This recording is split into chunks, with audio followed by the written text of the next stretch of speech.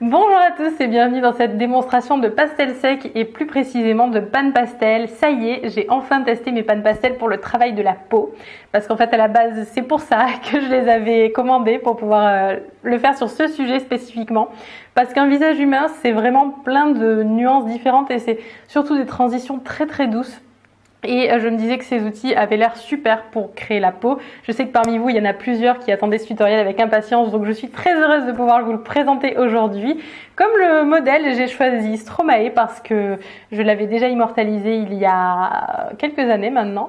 Je l'avais immortalisé en 2013 au Fusain et je m'étais dit que ce serait intéressant de refaire exactement le même sujet en choisissant exactement le même modèle pour moi, pour pouvoir comparer un petit peu les progrès que j'ai fait durant ces 4 années à pratiquer le pastel sec, même si je n'ai pas, c'est vrai, vraiment pratiqué le visage humain avec insistance, puisque je suis avant tout peintre animalier, mais quand même j'ai essayé de faire des portraits humains tout au long de ces années, et pour essayer de progresser, pour essayer de comprendre comment ça fonctionnait.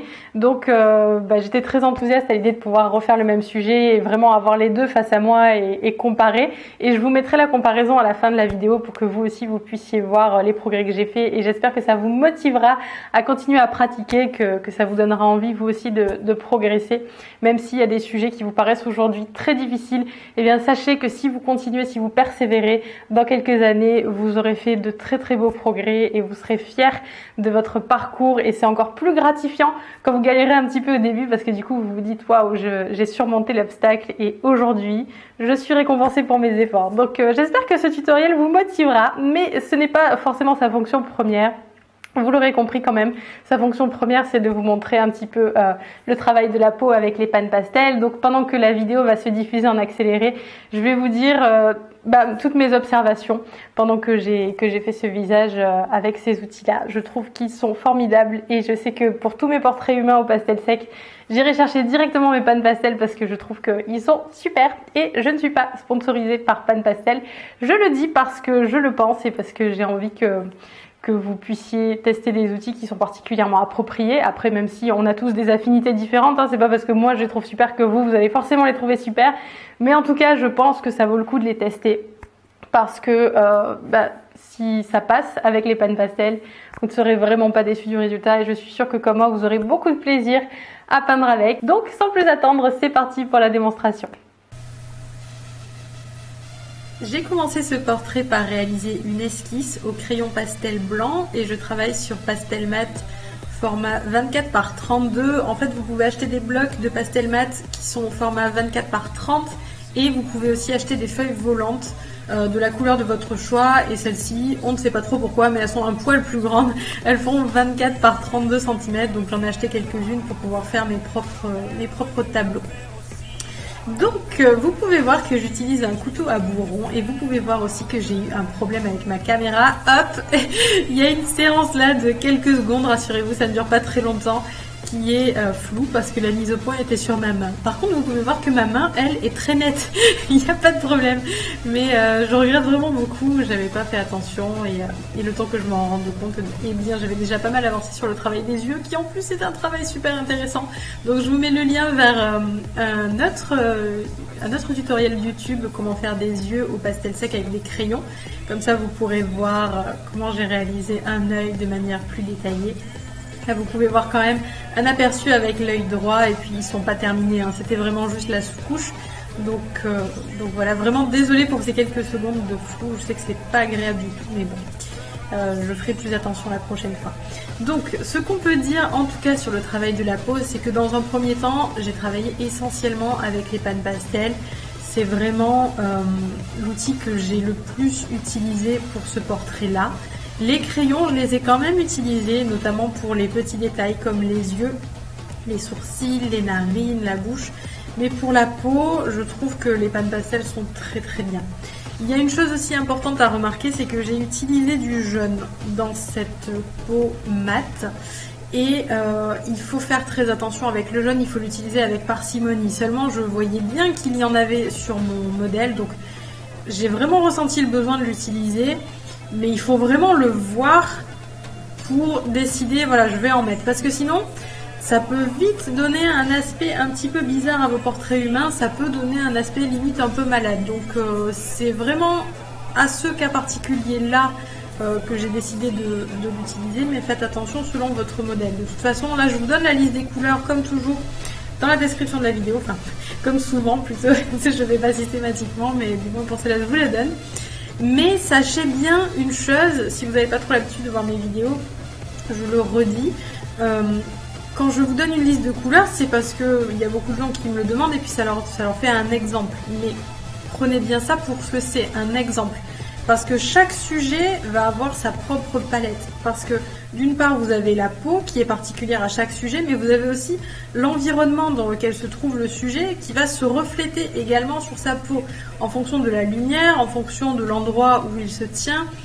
Tout ça, ça va impacter les couleurs que vous allez utiliser. Donc je vous les donne vraiment comme un guide pour vous faire une idée si vous êtes un peu perdu avec les portraits humains, mais n'essayez pas de retrouver à chaque fois exactement les mêmes couleurs pour tous vos visages. Sachant qu'en plus, le pan pastel a un avantage indéniable, c'est qu'il est tellement proche de la peinture qu'il vous permet de faire des mélanges.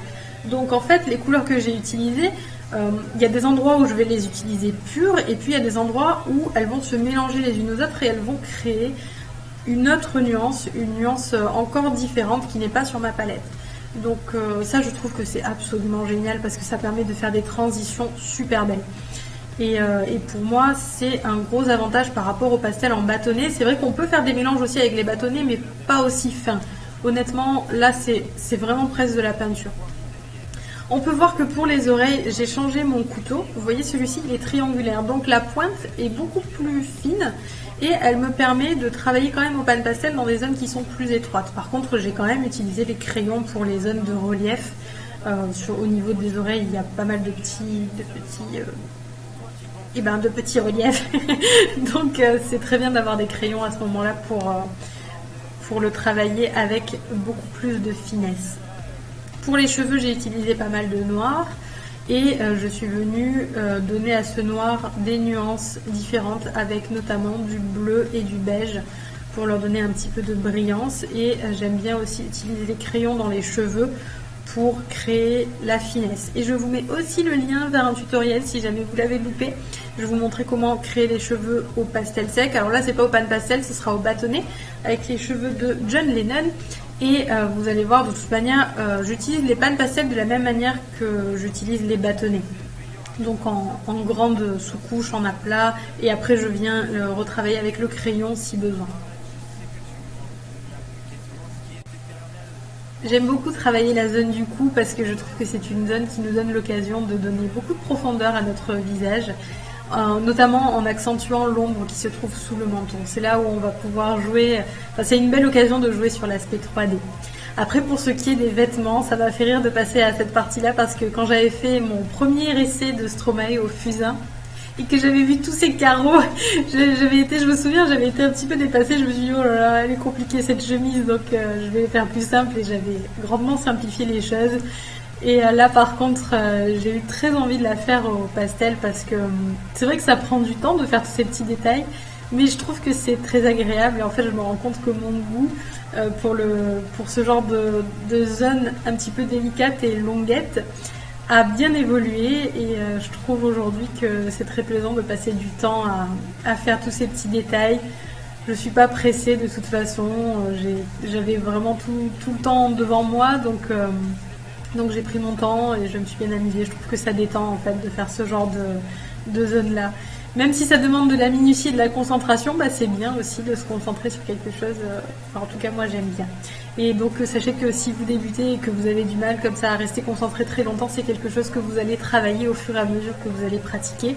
Et plus le temps va passer, plus je pense que vous aussi vous allez prendre goût à soigner ce genre de petits détails. Et mine de rien, je trouve que ça change beaucoup de choses dans le portrait parce que du coup, alors que sur la première version que j'avais faite, il y avait vraiment que le visage pour balader notre œil, et bien le fait d'avoir travaillé cette chemise avec tous ces motifs et toutes ces couleurs, sur la version finale, je trouve que ça nous invite à passer plus de temps sur le portrait. Et finalement, c'est ça le but aussi de l'artiste peintre, c'est de faire en sorte qu'on passe le plus de temps possible à regarder le tableau. Donc sans tomber dans l'excès non plus, hein, de faire des trucs vraiment hyper détaillés partout, là ce serait pas bon non plus.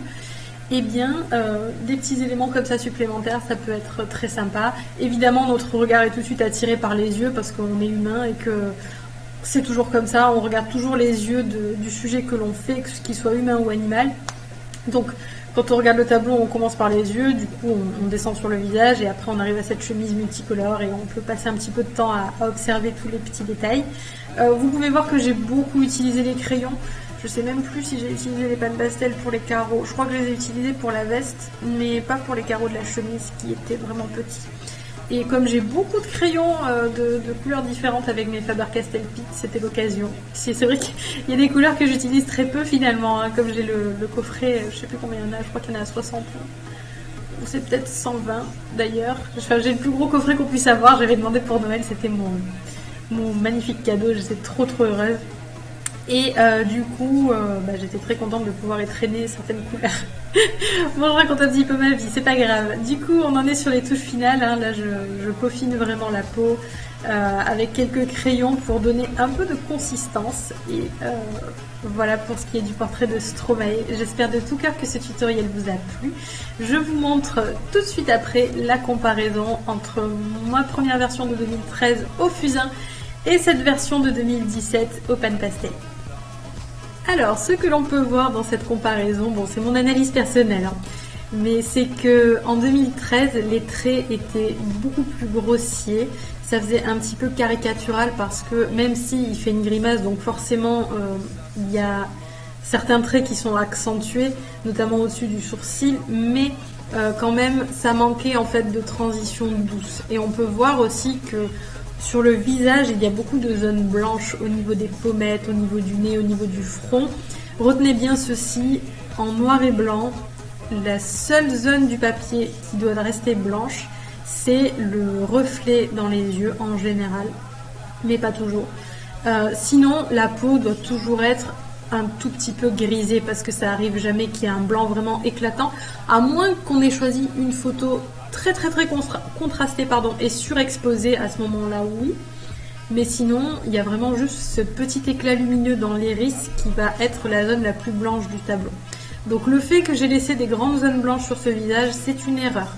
Et ça a pour conséquence de donner un aspect un petit peu étrange à l'ensemble. Et encore une fois, mes transitions sont trop abruptes, ce qui fait que ça accentue encore cet aspect-là. Ce que je trouve aussi qui a été grandement amélioré, c'est le menton. On voit qu'il était un petit peu tordu en 2013 et que j'ai mieux fait, je trouve, en 2017. Et il y aurait encore sans doute beaucoup de choses à dire sur cette comparaison, mais c'était les premières idées qui me venaient. Peut-être que vous en trouverez d'autres. N'hésitez pas à les partager dans les commentaires et n'hésitez pas à me donner votre avis aussi sur ce tutoriel. Dites-moi si ça vous a été utile, en tout cas je l'espère de tout cœur, ou que au moins il vous aura inspiré. Si c'est le cas, n'oubliez pas mon petit pouce en l'air si vous me regardez sur YouTube, ça me fera très plaisir. Moi je vous fais des gros bisous et je vous dis à la semaine prochaine pour une nouvelle vidéo. Salut!